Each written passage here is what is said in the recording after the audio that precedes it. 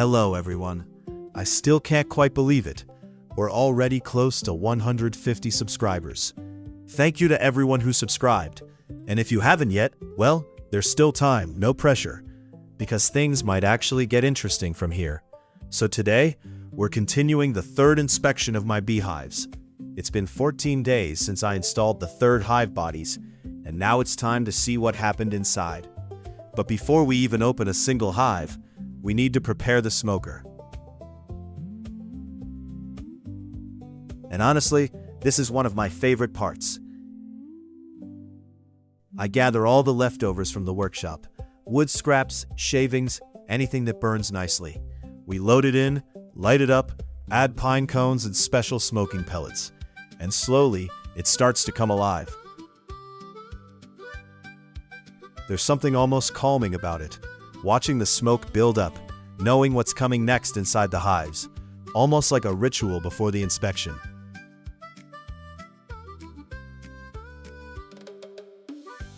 Then we gear up. Yes, I know some beekeepers like to work barehanded for the camera, but I'm still at the I prefer not getting stung for fun stage of my career, so protective gear it is. The road to the apiary is actually surprisingly peaceful. You start feeling like a real beekeeper just walking there. And of course, my four-legged companion is coming along too, Tokyo. Alright, here they are, the hives. Let's see what's going on inside.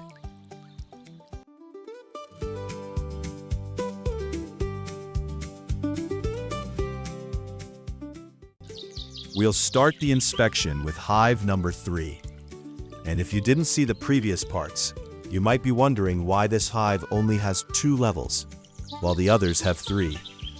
Well, that's because this was my little experiment hive. And let's just say, the experiment didn't go perfectly.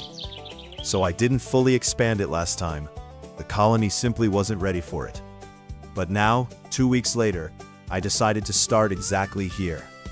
We begin with the outer frame, and yes, immediate disappointment. After 2 weeks, it still hasn't been properly drawn out. The next frame, second from the edge, completely untouched as well. Just a light wax coating, but nothing more. Not great. But at this point, I already understand what's happening. This colony is weaker, most likely because of my earlier experiment. We move on. The third frame, now this is better. Bees are actively working here. Drawing comb and even starting to store a bit of honey. Now that's a good sign. We put it back and continue. The center frame, now this is much more interesting. It's mostly filled with honey, and on top of the cells, you can already see whitening, which means the honey is being capped. A very beautiful sight, actually. But something is missing. There is almost no brood, which is unexpected. I was sure the queen would be actively laying in the center, but instead, it's mostly honey. We check another frame. Same story. Honey, honey, and more honey. Now, don't get me wrong. I do want honey. Of course I want honey. But what I'm really hoping to see here is brood. Fresh brood. Because this is the second box, and normally there should be more brood than honey here. Alright, here's another frame, and it's also completely full of honey. And I'm starting to get a little worried. Where on earth is the queen laying new eggs? Let's take another frame, and again, mostly honey. This is an outer frame, so in theory, bees usually store honey on the sides and keep brood in the center. But in this box, everything looks like honey storage. Let's check the outer frame, and it's almost not built at all. Well, I'm not going to put it back in the same spot. I'll move it closer to the center, just before the last frame. That should speed up the comb building process, and honestly, If we consider that the bees build 7 out of 10 frames in just 1 week, that's actually impressive. They've been working hard. Then we move to the lower box. And now let's take a look at how the bees react to the smoke.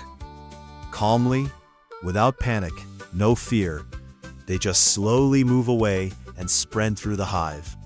Like a quiet evacuation plan, already rehearsed 1,000 times. And we're watching this in 4 times speed.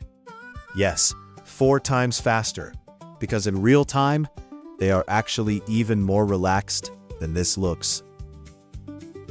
To remove the frames, we first need to gently separate them. We do this very carefully, slowly, trying not to harm a single bee. Because from my experience, if you accidentally crush even 1 or 2 bees, the rest don't just ignore it. They notice, and they get nervous. So everything here is about control and patience. We lift the first frame. It's heavy and full of bees. One wrong move, and you can easily crush workers, or even worse, accidentally harm the queen. So we stop for a moment and take a closer look. On this frame, we see a lot of sealed brood, capped cells, meaning new bees are about to emerge soon. But interestingly, I don't see fresh eggs or young larvae here. We lower the frame very carefully, slowly back into place. And yes, by now you might notice, I'm working without gloves, almost like a professional beekeeper upgrade. But honestly, it's still a bit scary, because I do know what happens next if the bees disagree with your decisions. Now we take the second frame, and here we see something better. Fresh brood has recently emerged, which is a good sign.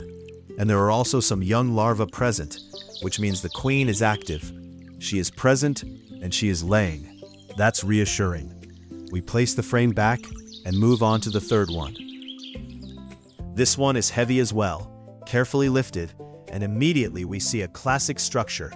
Honey on top, sealed brood in the middle, a textbook beehive frame. But then I noticed something on the lower right side, a queen cell.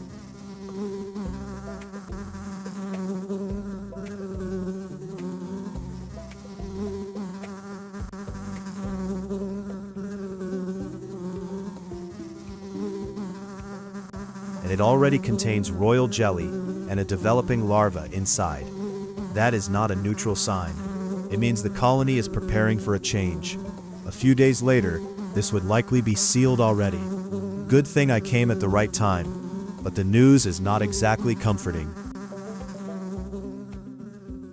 Trying to stay calm, we put this frame back and move on to the next one. And to my relief, the next frame is much lighter, which usually means one thing: not much honey stored here. But the bees are still everywhere around it. They are feeding fresh brood, very young larvae, and eggs, turning them into developing larvae. This is a living nursery, so we don't disturb it. We gently put this frame back and continue to the next one, and the next one. We check further and find more queen cells starting to form, some on the bottom edges of the frames. We also see drone comb being drawn out, which suggests the colony is shifting its internal structure. On one frame, I finally see some young brood again. That's at least a relief. It means the queen is still present, still laying. But overall, more queen cells appear, more than 10 in total during this inspection. I remove one, but decide to leave the rest for now. And at this point, I pause, because honestly, this is not what I expected. I thought giving them space would help development, but instead, they seem to be moving toward a swarming mood. Probably too much honey in the lower box, and not enough room for the queen to lay. A bit of a mistake on my side. So I close the hive and take a moment to think what to do next.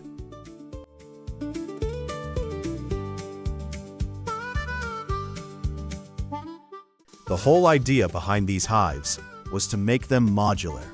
so I could split them into 3 separate colonies and raise 3 bee families at the same time. And yes, this is exactly what I'm going to do. I prepare a special bottom board designed to hold 2 plywood dividers. Each divider creates a separate section with its own entrance. So in theory, we end up with 3 fully isolated compartments inside one single hive body. Each compartment will hold about 3 frames.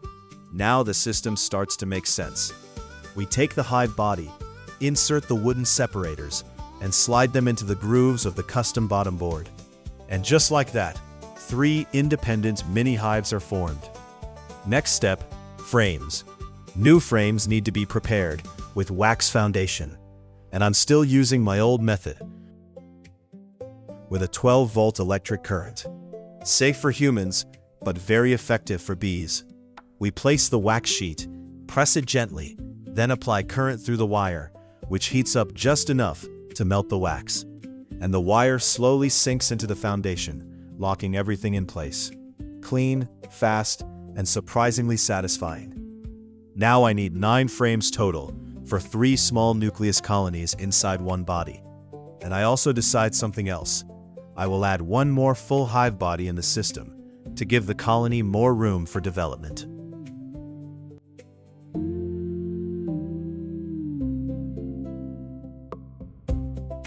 Now, with a clear plan in mind, I head back to the apiary.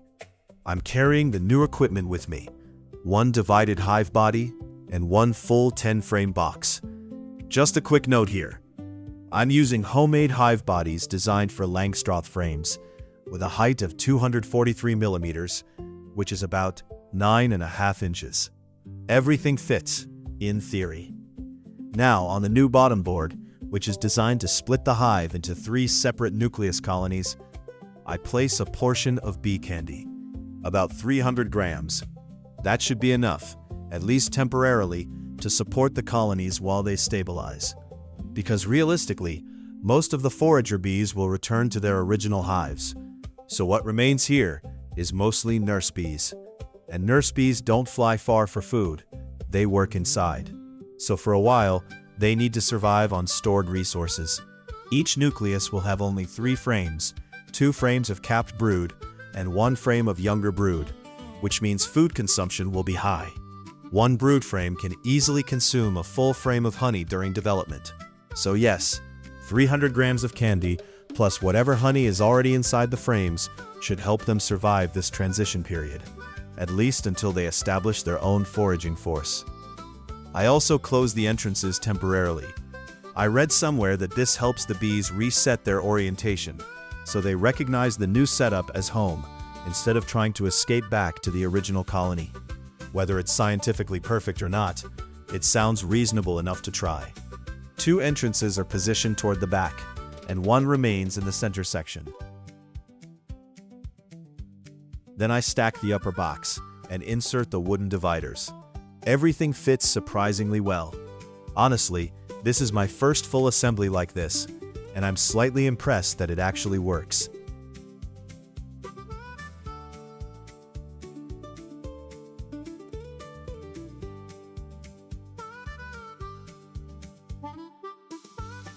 Now I set this box aside.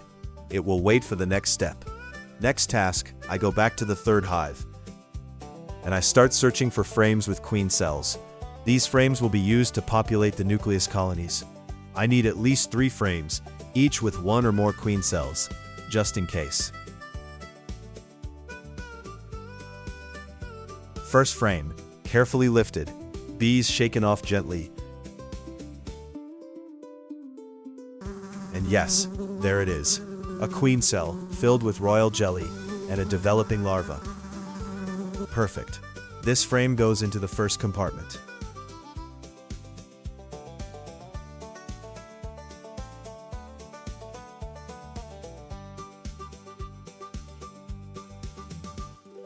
Next frame, more bees, carefully shaken back into the hive because I don't want to move too many foragers. I only want brood frames, not the entire workforce. Then I inspect again, and yes, another queen cell, actually more than expected, 1, 2, 3, 4 queen cells on the same frame. At this point, I hesitate a little. Should I leave only one, or let nature decide? I decide to place all 4 into one nucleus. Let the strongest queen emerge. That's the idea, at least in theory. Next step, I continue collecting frames. Once I have what I need, I close the hive. Between the box with the bee family and the box where the bees have been storing honey for the last 2 weeks in the third hive, I'm placing 10 empty frames with fresh wax foundation. I read somewhere that if you put foundation right in this kind of transition zone, bees will draw it out much faster into full comb and start using it for either honey or brood. So, we're going to test that theory, and we'll see in a few days whether it actually works or just sounds good on paper.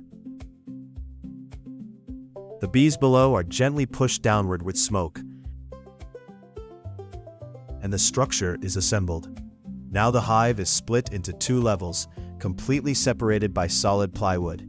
No movement between sections. Top and bottom are isolated. A true experimental setup. At the entrance, there is chaos. Bees trying to return, confused, circling, looking for their way back home. And this is what a 3-way nucleus hive looks like. 3 small colonies, still unstable, still forming, and still missing 6 more frames. 3 frames installed, 6 more to go, and honestly, nobody really wants to do it, but it has to be done.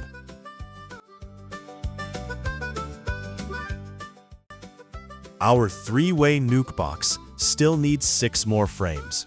The plan is simple. We'll borrow 3 frames from each of the 2 strongest colonies. Since both hives already have 3 boxes, I'm hoping they won't even notice the loss. Well, at least not too much.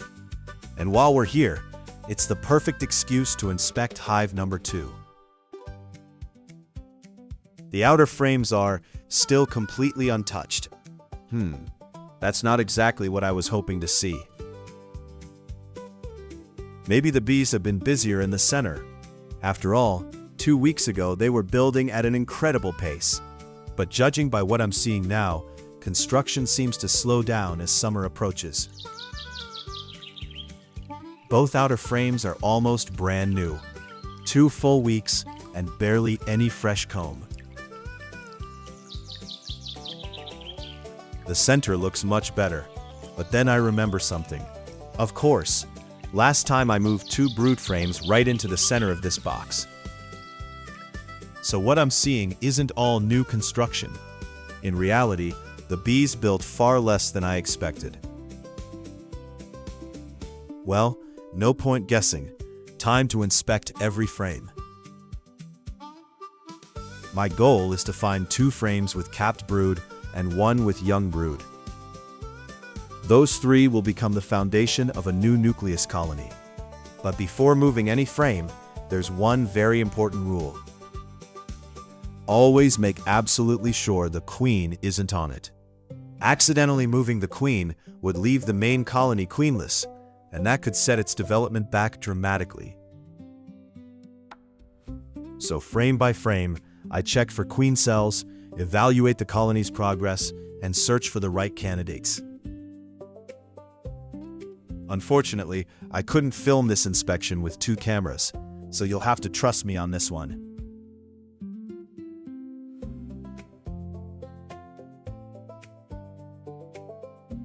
Whenever possible, I prefer removing the oldest frames first. These came with the bee packages I bought, and eventually, I'd like to replace every single one with fresh comb built on my own frames.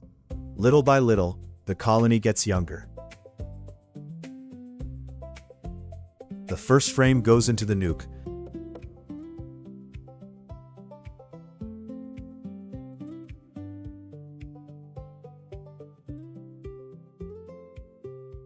The second is even better. Beautiful capped brood almost ready to emerge. And here's another excellent candidate. Just look at that pattern. In only a few days, hundreds of young bees will hatch from these cells and help build an entirely new colony. course, every frame I remove also weakens the parent colony a little. It's always a trade-off, but that's how beekeeping works.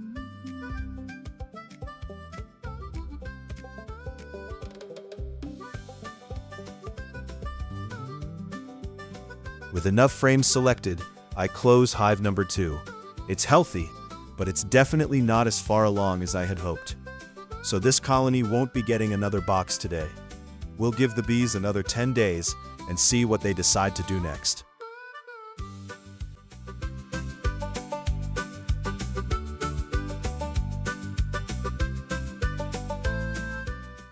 Now it's time for hive number 1.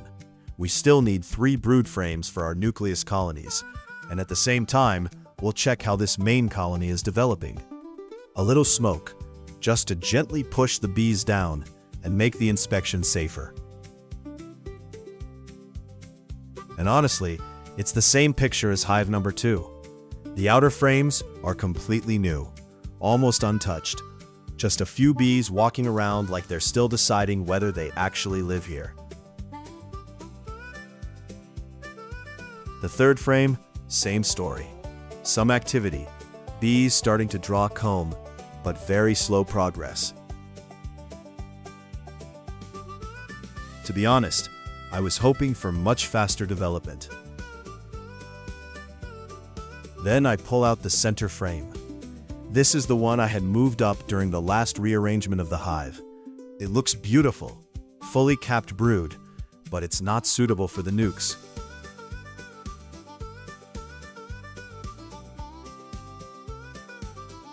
Moving on, another frame, partially drawn, but again, not developing quickly. And at this point, I start to realize something. Maybe the colony simply slowed down. From this upper box, there's nothing I can really take, so I set it aside and move down to the second level. Closer to the center, I finally find a good frame. Beautiful capped brood, healthy pattern, strong future bees. And just a quick note here, if you always keep old frames in the hive, over time, the cell size becomes smaller and smaller from repeated use. Bees emerging from these smaller cells can gradually become weaker. That's why it's important to replace old comb regularly, melt the wax, and let bees rebuild fresh foundation. This frame looks like a perfect candidate.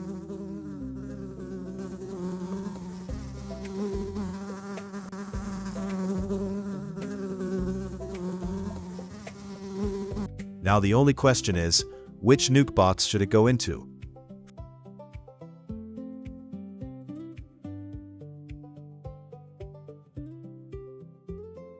Frame selected, 1 down, 2 to go.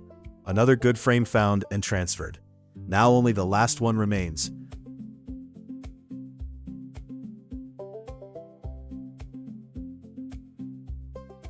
I go down to the lower box to check. Maybe the final frame I need is there.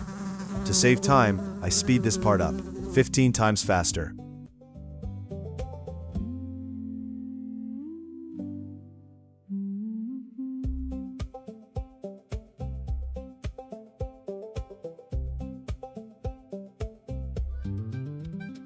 And finally, the frame is found. I replace it with fresh empty foundation frames so the bees can rebuild. So from this hive, I take 3 frames in total. In return, I give them space again, empty frames, room for the queen to lay eggs. I also notice something important. A lot of honey has been stored in the lower box. So I move some honey frames up and replace them below with empty ones. The goal is simple. Open space for brood and let the queen expand freely. Well, at least that's the plan. The hive is in good condition, just developing slower than I expected. And now, we move everything back into place. We carefully assemble the hive again, piece by piece. The system is simple, but it only works if you put everything in the right order. A reminder, this hive uses self-made Langstroth-style boxes with a frame height of 243 millimeters. About 9.6 inches.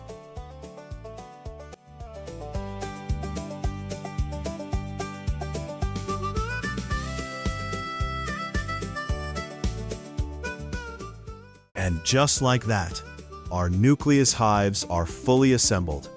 Each one now contains 3 frames, a small, compact system. But for me, this is a very important experiment. It's the first time I'm trying to raise separate colonies inside one shared structure like this. Now I carefully close each compartment with plywood dividers. And this part is critical. Each section must be completely isolated from the others. No connections, no shortcuts, no beekeeping social network. Because if the bees can move freely between compartments, they will do what bees always do. They will choose convenience. One queen will dominate, and the whole idea of 3 separate colonies disappears instantly. But what we want is different. 3 compartments, 3 queens, 3 independent families. That's the goal. So I seal everything carefully. Then I place the main outer cover on top.